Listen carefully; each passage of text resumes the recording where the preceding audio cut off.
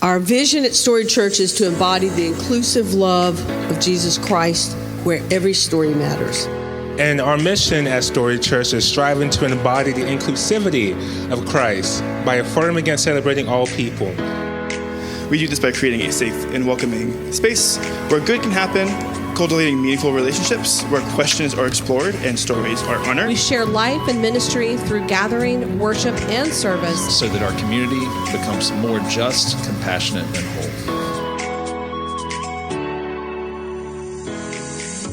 Hi, everyone. Hope everybody is doing well today. It has been a long time since I have done this, but I thought, you want to see my face, and so here you go. If you're listening to the podcast, obviously you can't see my face, but if you want to see my face, you can go over to our YouTube channel. I hope after all this preparation this week, it at least is snowy. I don't hope that it's icy. It's Thursday that I'm recording this, but I thought if you're bored or if you wanted to check in today, and first of all, I forget to do this. My name is Jason, pastor of Storied Church. I thought I would offer a reflection. I've had a lot of great conversation over our series Going Deeper, particularly to our last sermon around going deeper into cultivating meaningful relationships, and wanted to kind of expand upon some of the things we talked about. But before I do that, I recognize that there's probably some of us or a lot of us that could lose power. I hope that's not the case. Or there's things we need to rely on, or we might need help. Or we want to stay connected when we're in the four walls of our homes. So make sure to join the Discord channel if you're not already on there. And if you are on there, check in, say hi with everybody. There's a QR code or a link in our show notes that will direct you there. And like I say, every Sunday, we don't take a formal offering, but if you would like to give because you believe in our vision, mission, and values as a community of faith, we invite you to join us in that way. And you can give storiedchurch.org/give. And so that would be awesome. I've had a lot of great conversations, like I said, around our sermon this past week, and a lot of those conversations have happened around the table, some at Bright Penny, and then others at our midweek at Trackside, as we kind of explored deeper the themes of cultivating meaningful relationships. So I'm just going to talk for a few moments about some of the enduring themes maybe that came up. And if you haven't heard the sermon or listened to the sermon, it's last week's, and so you can check it out when you have a moment. The overarching theme that I felt like a lot of us struggle with is narratives that we tell ourselves. And most of these narratives are negative narratives, and they really stand as a barrier to cultivating meaningful relationships. One of these narratives that I think many of us struggle with, and we probably have been on both sides, where you're trying to form or cultivate a relationship with somebody, and it's always busyness. There's never any time for you. Or on the other side, we make it hard to make time for us or to get on schedules. And I want us to rise above that narrative in like blame and frustration, and to really recognize just the culture we live in subscribes to this idea that we must always be productive, doing something, and doing more and more. Technology is based upon this idea that it will make your life easier. You'll be able to do more in the day because of technology. And most of us can attest, that have been around for the past 15 to 20 years, with the invention and with cell phones and the internet, that is just not the case. They probably have added more complexities to our life.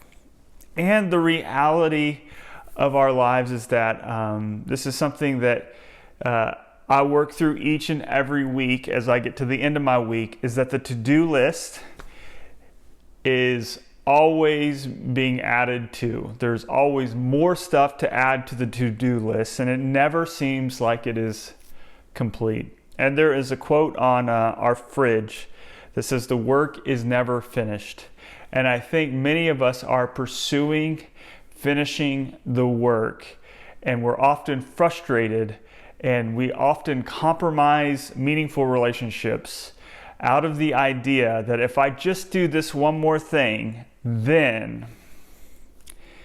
Another complicating factor about productivity is that we might want to be seen as important and valuable to society. If I am seen as doing, overworked, then I'm seen as productive and valuable, and my worth is rooted in that.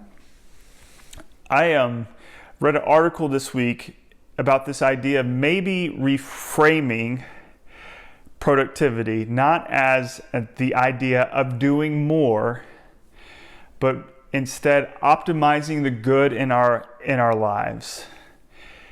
Where am I optimizing the good in me, in my relationships, and the work I'm about? And if we look at our lives and if it is all our job, then it might be a reflection for us to ask ourselves and to begin that conversation, that inner dialogue. What might it look like to optimize the other parts of my life and to hold space for relationships? So productivity, that might be something for many of us that can be sometimes a challenge to forming, cultivating new relationships or fostering current relationships. Another one that's a struggle for many of us is vulnerability, especially when people walk into our community of faith and our church. There might be, most of us that have experienced some type of life walk into the space with a collective experience that is very different in very different ways, but a collective experience that we've been hurt before, we've been rejected before, and we chose to be vulnerable in those relationships, and the outcome was deeply painful. And so we don't trust people very easily. And so this idea of being vulnerable in relationships, particularly new ones, is a challenge. And so that's why many of us go back to productivity. We busy ourselves. If I just do more, I don't have to hold space for this person, and I don't have to foster this relationship. Then I don't have to expose myself to other people or to be vulnerable with other people. And maybe a reflection for us around relationships is to even think about the relationships that we do trust, that we can hold. Am I able to tell the people in my life, whether it's a spouse, a partner, a friend, who is it in my circle that I can call right now and I can say, "Hey, I'm feeling really anxious today. I have a lot going on. Do you have 10 minutes? What would they say? I'm really struggling with some things. Can I talk to you?" What would they say? Would they understand? Would they say, "Get over it"? How would they hold your vulnerability? And if you don't have a lot of people in those spheres, I think it's really important that we have people in our lives that are able to hold the stuff that is happening within us, that offer us unconditional support and love and care. I think that's why, yes, we risk when we're vulnerable with others, we risk rejection, but we also take the risk so that our relationships might be more meaningful and full and joyful. And I recognize that is a challenge that many of us hold. Another thing that I've heard this week, which I thought was really good, and I think we all get to these spaces in our life, like we get to spaces where it's like, Our friendship circle right now, closed. I'm not interested in any friends, any new relationships. I'm closed for business. I got all the friends I need right now. And then we go through parts of life where it's like our door is wide open. It's like, come, please be my friend. Like I want to foster, I want to cultivate a meaningful relationship and friendship. And I know many of us hold that tension in various parts of our lives.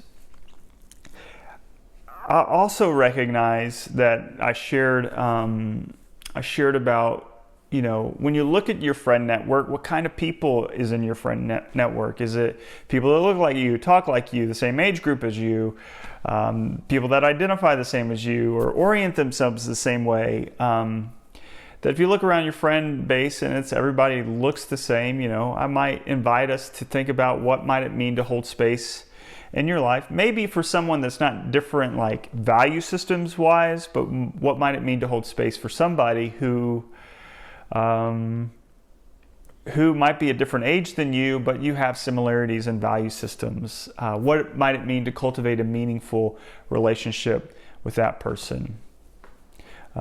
And in response to that, I think what I've heard is like, well, I'm definitely not interested in people that have different value systems. I can't be in a relationship or friendship with people who believe so drastically differently than me. I cannot. And I think what I've recognized, and I'm really appreciative about people who reflect that way, there are some people that have a storyline that has made them more empathetic and compassionate, and I would call them peacemakers, that are able to really enter into communion with those who hold different value systems in a gentle, kind way, and are able to hear and be curious about how others perceive and think about the world. For some of us, we hear that, it's like, no way, no how am I going to be in a relationship with somebody who sees the world differently, which that just might not be our calling, or our story is just not shaped in that way. And while others of us, I want you to recognize that you have a peacemaking heart, and that's important and valuable, and we need that in this moment, not just for our church, but for our community, and that is embodying the fullness of this mission of cultivating meaningful, full, deep, good relationships. And as always, as we go through this series and something resonates deeply with you, I want to invite us to commit to next steps. What does it mean to cultivate meaningful relationships? Does that mean I need to call my neighbor and invite them to go to get coffee and lean into that relationship? Maybe. For some of us who our vulnerability is really a struggle, or like our relationship network is good, I don't need anymore, I might invite us just to leave the door open just a little bit. I think about the course of our church, and I could probably go and I could speak to you a list of people who did not know each other prior to coming to Storied Church and who have become great friends. There is a natural part of relationship building, but the greatness in friendship, I think, also comes with intentionality over a long period of time of fostering a friendship and a relationship together. So, I hope this is meaningful to you, and I can't wait to continue this series. The next up, if it doesn't snow the next Sunday, the next time we are together, we're going to go deeper into children in the life of the community, which will be exciting. But again, like I said at the beginning, make sure if you're not on Discord to join Discord with the link and the QR code, and also check in. If you're already a part of Discord, check in and say hi and all that good stuff. Well, I hope we have not lost power yet, and I hope we do not lose power. But I hope everyone has a great week, and we will end our time together with our dismissal prayer. Although we are apart, listening in different times and spaces, I hope collectively we seek to embody the words we end with each and every week as we go forth. May God bless you with discomfort at easy answers, half-truths, and superficial relationships. Everybody? We may live deep within our hearts. May God bless you with anger at injustice, oppression, and exploitation of people. So that we may work for justice, freedom, and peace. May God bless you with tears to shed for those who suffer from pain, rejection, starvation, and war.